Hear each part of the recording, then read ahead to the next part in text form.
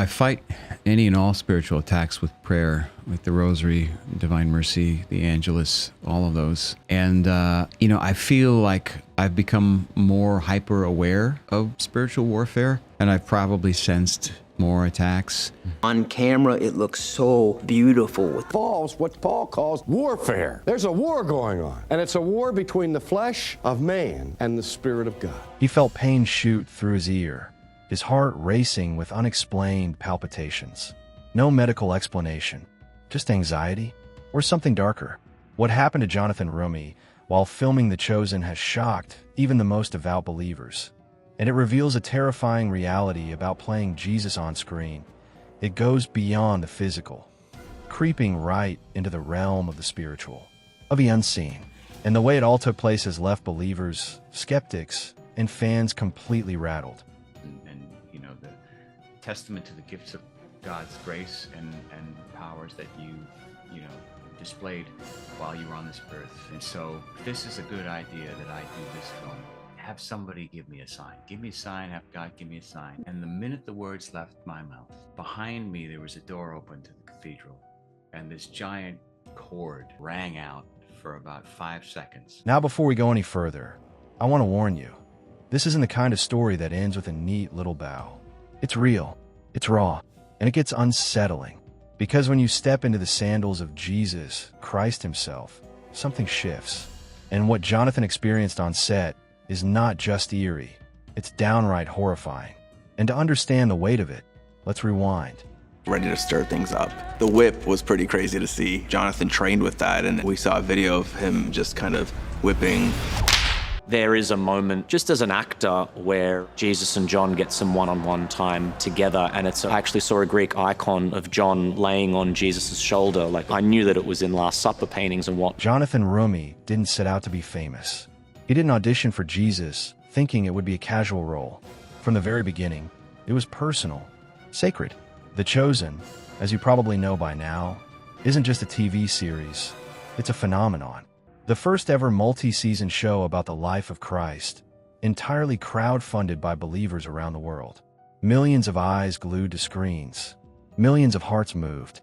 Ditch on both sides of the road. We can overestimate the influence of the devil, or we can underestimate the influence of the devil. The fact of the matter is, the scripture's clear. We were under his influence. So we have this world, this system that is teaching us what to believe and what to think, what is right and what is wrong, what is true and what is false. And then we have the spiritual reality of the devil himself, this spiritual reality of demonic forces, this spiritual reality that is influencing us and that is actively working against us, that is actively working to keep us blind, actively working to keep us satisfied with the world and not aware of or desiring anything other than that. And at the center of it all is Jonathan Roumie, the man tasked with portraying the Son of God to a generation desperate for truth.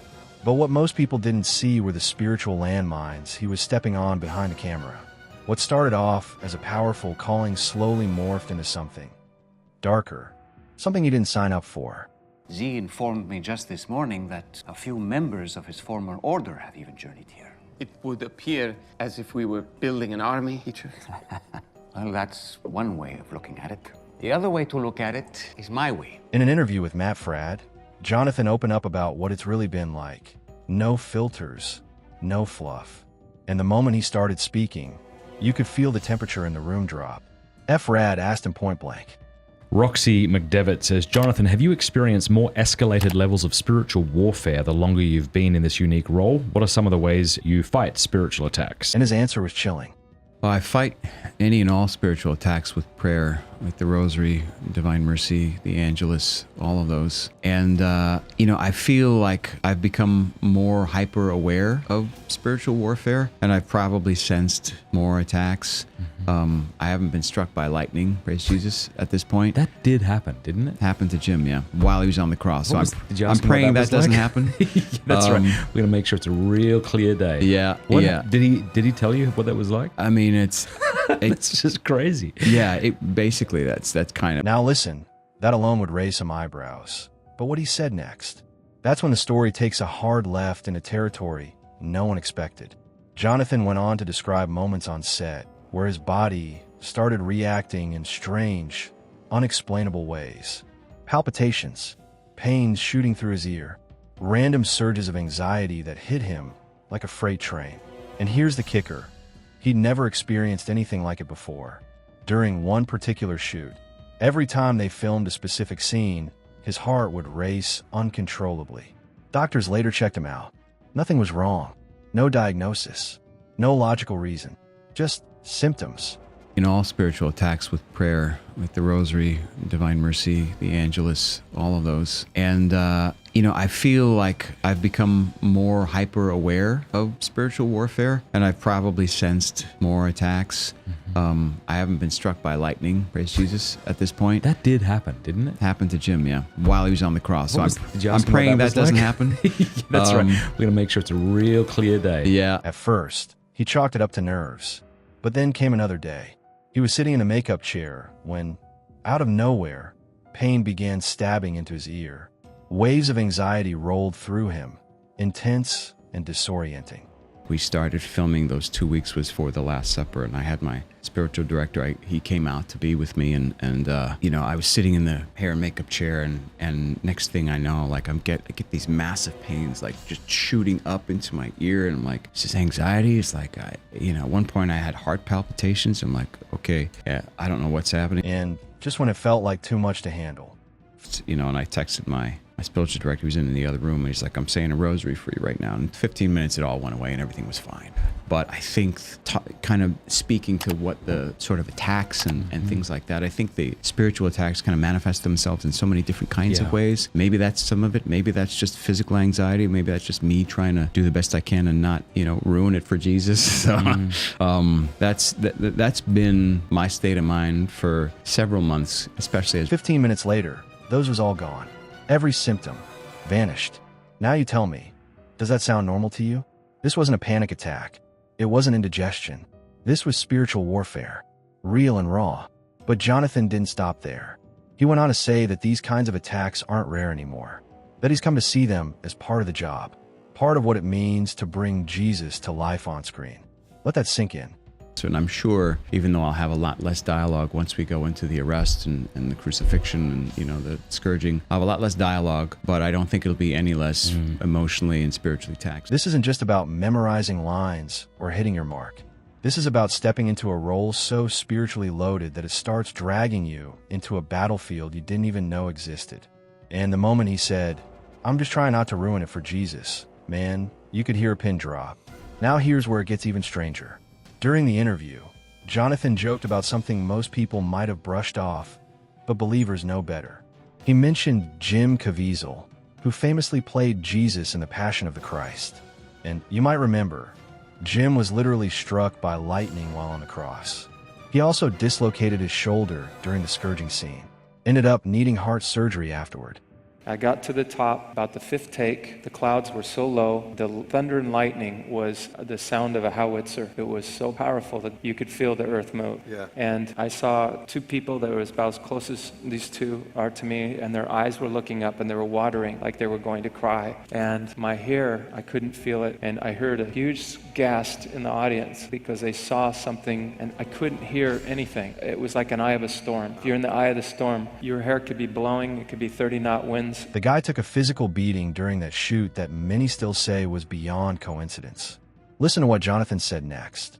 Divine Mercy, the Angelus, all of those. And, I feel like I've become more hyper aware of spiritual warfare, and I've probably sensed more attacks. I haven't been struck by lightning, praise Jesus. From the way he said it, you'll know it wasn't just a joke. It was a quiet acknowledgement that this role comes with a cost. And let's not kid ourselves. When you take on a mission to bring the gospel to millions through film, you're putting yourself on the radar of forces that don't want that message going out. It's spiritual physics.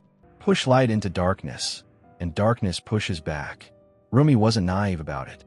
In fact, he came prepared, because behind every camera angle, every line of dialogue, every emotional portrayal of Jesus, there's a real war being fought. And Jonathan Roumie has felt it firsthand. And we're just getting started.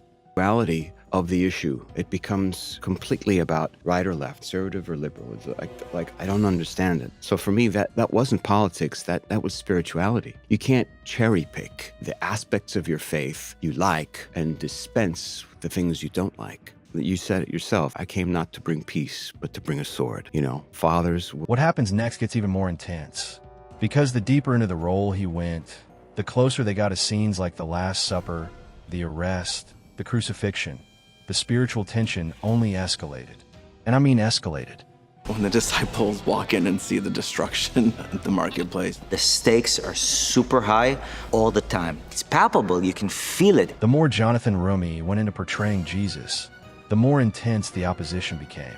And no, we're not talking about critics or creative pressure. We're talking spiritual opposition. Heavy, suffocating, and very, very real. During those emotionally weighty scenes, the Last Supper, the betrayal, the crucifixion, Jonathan said he experienced a level of exhaustion that no nap, no energy drink, no pep talk could fix. It wasn't physical tiredness. It was spiritual depletion, like something was draining him from the inside out. And it makes you wonder, was it just acting? Or was he stepping into a spiritual echo chamber where the agony of Jesus still lingers? He even admitted that as they approached those final scenes, though his character had less dialogue, the spiritual toll didn't lessen, it intensified. Silence can be loud. Stillness can be crushing. I haven't been struck by lightning, praise Jesus, at this point. That did happen, didn't it? Happened to Jim, yeah, while he was on the cross. So Did you I'm ask him what praying that was doesn't like? happen. That's right. We're going to make sure it's a real clear day. Yeah, What- yeah. Did he tell you what that was like? I mean, it's just crazy. Yeah, basically that's kind of what the reaction was. It's like, I think he's been able to make sense of it as just being part of Christ's suffering. At the end of the day, you know, everything that he experienced, dislocating shoulder, he had heart surgery, he had all these things happen to him. It's just offering it up, and anything that I go through. And for Jonathan, every step closer to Golgotha was like wading into spiritual quicksand. He carried it all. The fear of getting it wrong, the burden of representing Christ to the world, the unseen forces trying to sabotage his peace. And through it all, he leaned on prayer like it was oxygen. But what really hits you is this. He didn't whine. He didn't say, "Why me?" Instead, he said, "This is just part of it." Like a soldier who's accepted the reality of war. And when he talked about offering it up, the palpitations, the anxiety, the attacks, you could tell he saw every hardship as a way to draw closer to Christ. That's the part that sticks with you. Because we live in a culture obsessed with comfort, with self-preservation. And here's a guy voluntarily walking into spiritual warfare, all to help people see Jesus more clearly. Walk anymore. I'm near crippled. So the frustration, and you, am I correct too, Jonathan? Like I'm thinking when Jesus is not confronting, but when he sees Martha and Mary, he kind of can't figure it out either. He's kind of, when his chosen are saying to him, "We can't figure you out." Am I correct? Sometimes he looks at his father and saying, "I can't figure you out." Is that true? You know, I think we leave a lot up to Sure. the discretion of the viewer. And let's be honest, if you've ever watched The Chosen, you know something deeper is happening. It's not just good acting. There's an anointing on that series. You feel it. And maybe, just maybe, that's why the enemy has zeroed in so hard. Light exposes darkness, and darkness hates it. System that is fully opposed to God. But there is also this influence following the prince of the power of the air, the spirit that is now at work in the sons of disobedience. So first of all, there is this system that is set up, this world to which we belong, these lenses over our eyes, this picture of reality that's painted for us, these things that are assumed because they are all we've ever known. And in addition to those things, as if that were not enough, there is actually the devil. There is actually evil spiritual forces. There is actually a demonic world, a demonic realm. And we can get in trouble in two ways here. There's a ditch on both sides of the road. Even with all the demonic attacks he faces, Jonathan remains steady. Not because he's fearless, but because he's anchored. He doesn't rely on fame or talent. He leans on faith, on a spiritual director, on the sacraments, on community. And maybe that's the lesson in all of this. The greater your calling, the greater the opposition, and the greater your need to stay rooted. Because spiritual warfare isn't some far-off fantasy concept. It's real. It's here. And if someone like Jonathan Roumie who's pouring himself out to point people to Jesus, is getting hit this hard. What does that say about the battle we're all in? And more importantly, how are we fighting it? I think if you really read everything that was written about Jesus in the Gospels, you have the perfect prototype of humility. You have no better example of humility than him. And throughout time, and since his time, you have the examples of many, many saints. Now here's the truth. You don't have to be an actor playing Jesus to get attacked. All you have to do is live like him, love like him, forgive like him, and the enemy takes notice. So if you're feeling pressure, chaos, or heaviness for no apparent reason, you're not crazy. You're in a fight. But the good news is you're not fighting alone, and neither is Jonathan.